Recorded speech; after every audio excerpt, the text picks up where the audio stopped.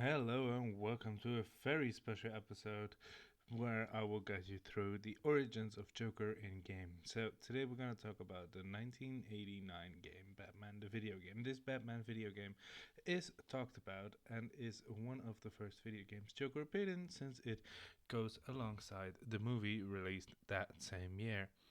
But before we continue, please remember to like, comment, and subscribe down below. And don't forget to hit that notification bell to stay updated on things I do, just like this. So, we can see Joker fighting Batman, and we see Batman losing, and finally Joker winning. But we are going to continue towards our next movie, our next game. We're gonna go to 1991, Batman: The Return of the Joker. Secondly, Joker has returned in 1991 with the NES title Batman Returns to the Joker. Joker is up to no good, of course, in Gotham City, and Batman, of course, again needs to save him. But who cares about the Batman? We're here about the Joker. The Joker, of course, throws chaos in Gotham City and needs to be rescued. And Batman here is going to defeat him, unfortunately. We all love our Mr. J.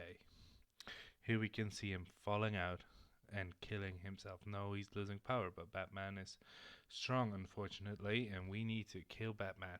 We don't like Batman. Alright, as we continue to Batman, we go to one of the most least favorite games, Batman Beyond Return of the Joker.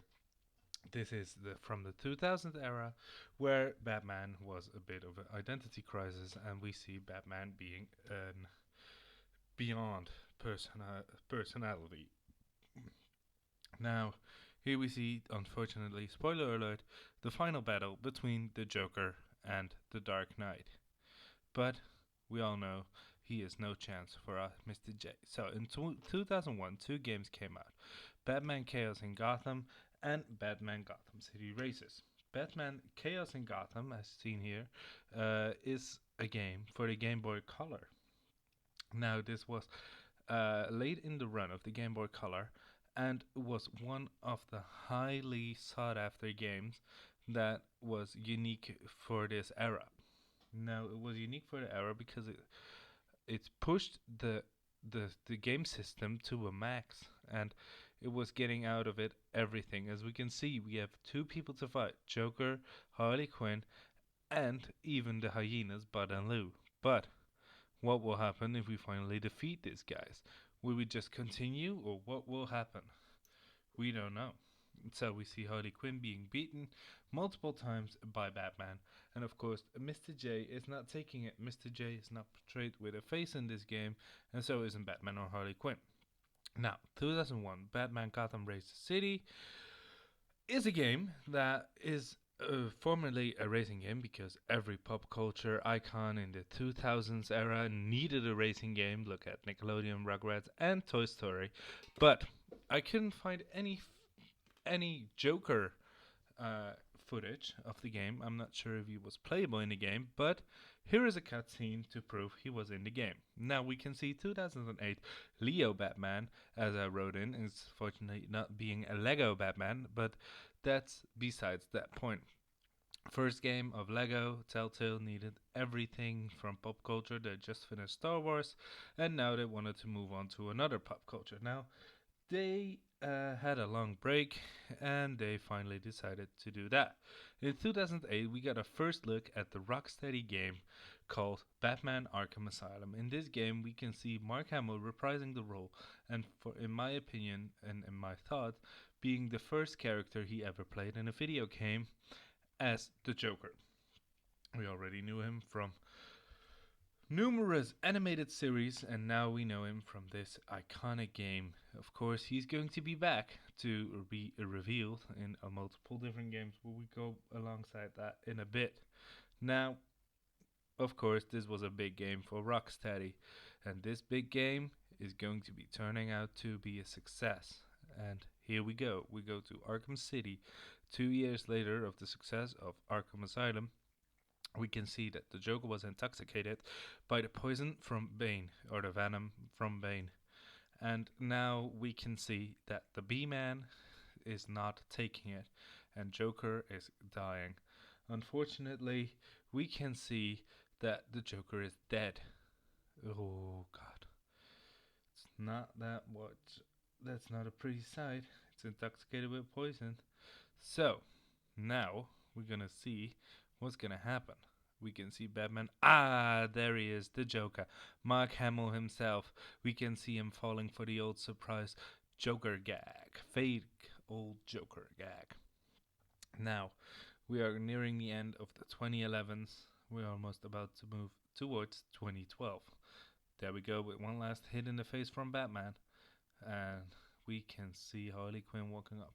Now, this part is going to be 2012 Lego Batman. After the success of the first Lego game, Joker got a bigger story in a second game alongside other supervillains. Here, he would build even bigger things and go all crazy of his Lego figure. Now, that seems like a surprise to me, and I need to click this away while I'm recording.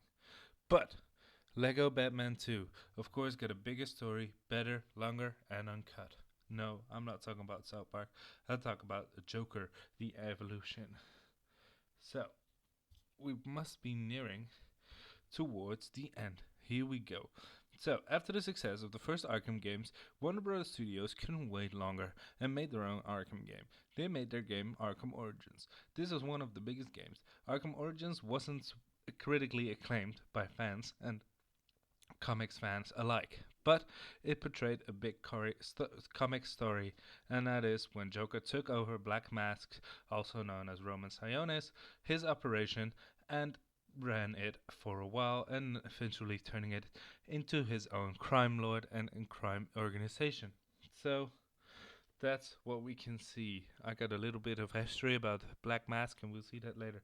2014, Lego Batman number 3. Finally, we got Lego Batman, a third Lego game. We were seeing that even thought the Batman and the Joker were working together, just like Superman and Lex Luthor. Now, that wasn't bigger and better. We haven't seen that before. It wasn't threats from outer space. Now, to be fair, Batman and Joker do make a pretty good team. But to say about that, that's everything I can say. But just like Harley Quinn and Batman make a good team, let's hope they never fight again.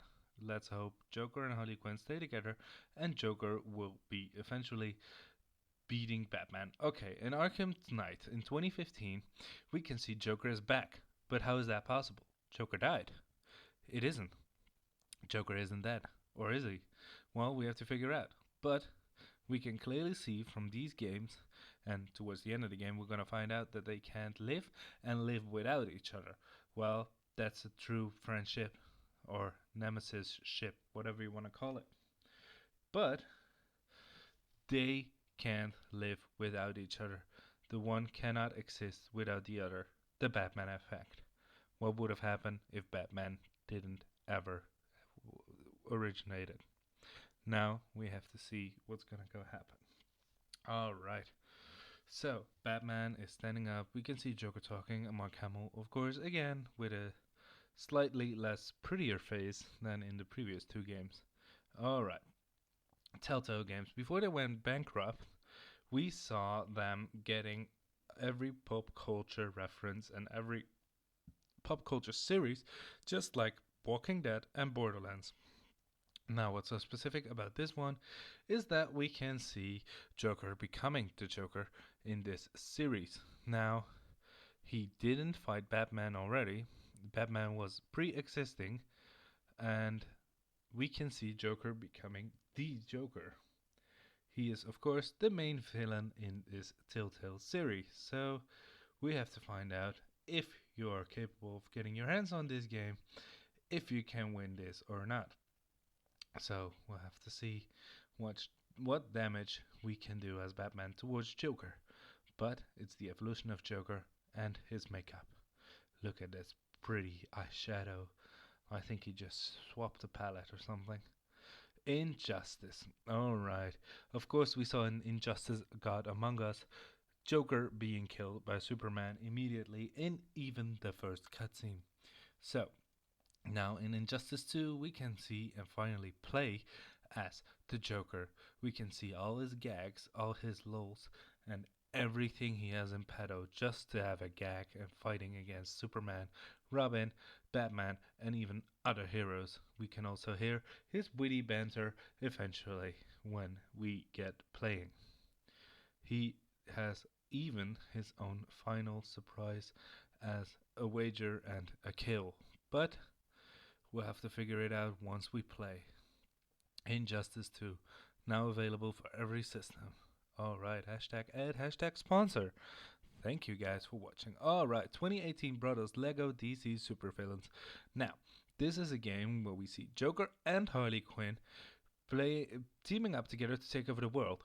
And for once and for all, we can finally hear Mark Hamill as the Lego Joker. Now, who isn't happy with that? I mean, I'm pretty happy with that. I mean, this is pretty accurate, and I would love to see more and more of this Joker.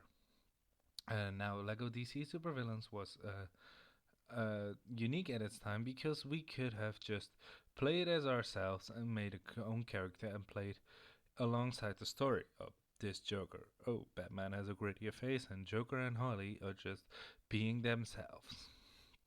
Now, what can we say?